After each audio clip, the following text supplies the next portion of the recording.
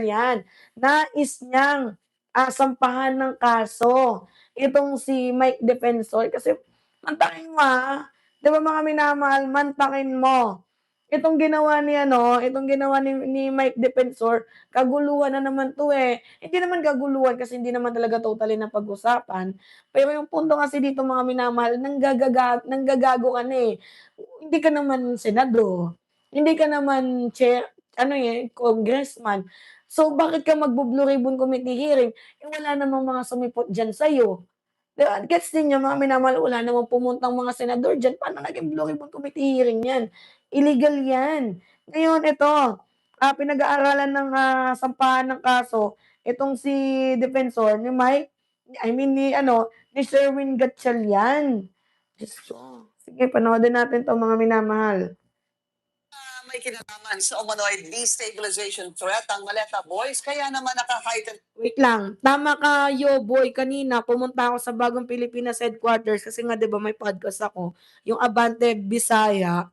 Putragis sobrang traffic dun sa Mandaluyong, sinara ba naman yung isang pintuan, mga tarantado nakadamay nadamay niyo kami sa kahayupan ninyo, nag-cause kayo ng traffic sa amin, dapat managot kayo, yun.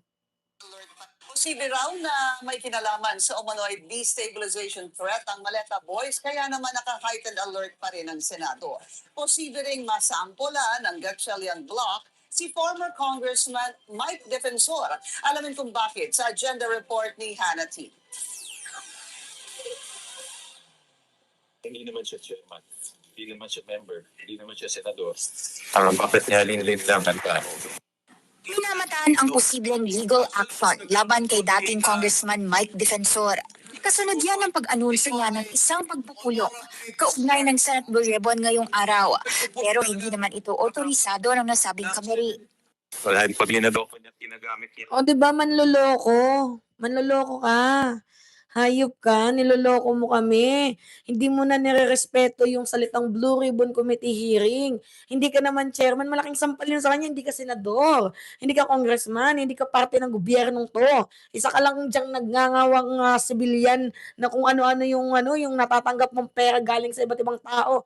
Eklabus Kemerut na yan para lang kumanta ka, para kang jukebox. 'Di ba? Tapos, ang titulo ng Senado, hindi tama yun dahil panluloko ang ginagawa. Bakit siya nag-a-announce? Hindi ko rin alam kung bakit. Tingin ko, para lukuhin ang tao at dahil naloko yung tao, tingin nila official yun. Una nang sinabi ni Senate Blue Ribbon Committee Chair Erwin Tulfo na posibleng harapin ng kampo ni Defensor ang reklamong usurpation of authority kaugnay ng umano'y hindi otorisadong mga aksyon nito. Sa kabila ng matagal na delay, nagpatuloy pa rin ang pagpupulong ng 18 Maleta Boys kasama si Defensor sa Mandaluyong. Pagdating sa kung Pero walang umattend na senador. Yun yung totoo, iniwan si Mike Defensor sa ere. Walang dumalong senador, walang sumuporta. So, how can you say na Blue Ribbon Committee hearing yan? Eh, wala ngang dumating na senador para suportahan. Yung Blue Ribbon Committee hearing kuno, napa-press con lang. Press con yan, hindi yan Blue Ribbon Committee hearing, press con yan. Parang ano yan, meeting de avance, meet and greet. Ganon, after nyan, kain-kain. Tangina ninyo. may kaugnayan ito sa destabilization efforts umano. Sagot ni Gatchalian. Based on our communication with GSP and TNP, it's just possible na distab related siya. But I won't go into the details based on our conversation with them yesterday, past one. Nasa heightened alert pa rin ang Senado sa ngayon dahil sa ongoing threats umano sa institusyon. Kaya nga laki ng abala. Kasi anytime kasi ganito, yung threats na yan hindi natin puwedeng sabihin na, wala yan. Dapat always ready tayo. 'Di ba dapat matalino tayo diyan, always be ready, gano'n. Yung baka mamaya habang natutulog tayo diyan sila sasalakay, parang magnanakaw. 'Di ba natutulog ka dun sila sasalakay, so dapat always ready tayo. Sabi ni Gatchalian, kasama sa tinitignang posibleng banta ang umano'y armadong grupo na maaaring makapasok sa Senado. Nakipagpulong na ang senador sa AFP at PNP kasama sina Senators Ping Lacson na dating PNP chief at Tito Soto na chairperson ng National Defense Committee. Ang trabaho ko kasi is maging paranoid para maging safe ang mga empleyado, safe kayo lahat. No? So I'm doing this in order to make sure na safe ang mga empleyado natin at premises natin.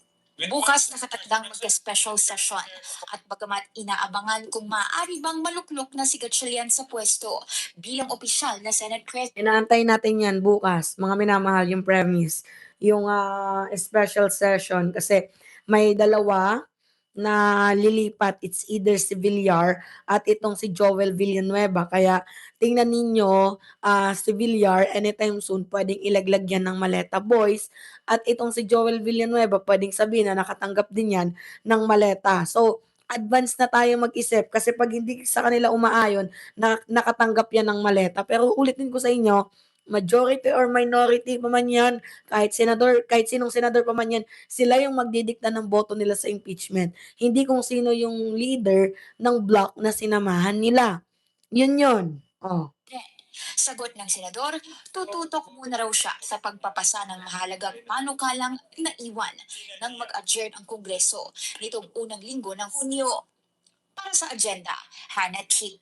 Diba, ang dami kasing bills na dapat yun yung inuuna. Kaso nga lang na-postpone. Gawa nga ng itong trahedyang ginawa ni Alan Peter Cayetano na hindi ko talaga malilimutan, hindi malilimutan ng buong bayan yung kanyang ginawang katarantaduhan. Sabi ni Maxim, who was angry with Villar of the garbage collector. Ganito, kaya nila na isama itong si Mark Villar kasi nung mga unang-unang is kalaban si Mark Villar. Kasi nandun si Mark Villar sa Soto Block before, 'di ba? Ngayon bigla siyang tumalon dito sa Cayetano Block and tatalon dito sa minority ni Sherwin Gatchalian. So, 'pag hindi sa kanila pabor, um, kalaban nila. Katulad ni Loren Legarda, ganito, hindi sa kanila pabor si Loren Legarda nung una, tapos ngayon na pumabor na sa kanila, bigla nilang itinanggi. Eh paano, what if si Loren Legarda ay bumaliktad muli? Babawiin ba nila muli yung kanilang sinumpang affidavit na sinasabi nila na totoong nakatanggap nga itong si Loren Legarda?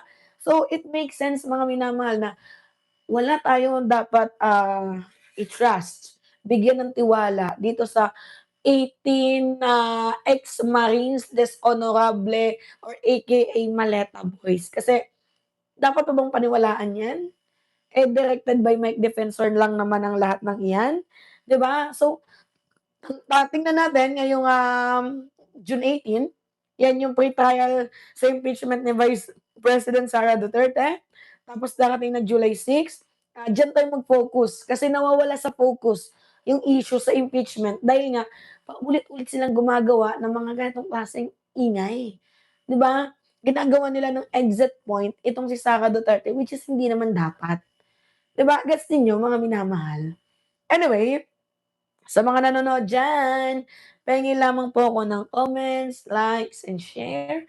And also, don't forget to click the subscribe and always niyo pong i-hit ang notification bell for more update. Maraming salamat at ingat, mga kababayan. Pa-like po i-like niyo yung video. Thank you po.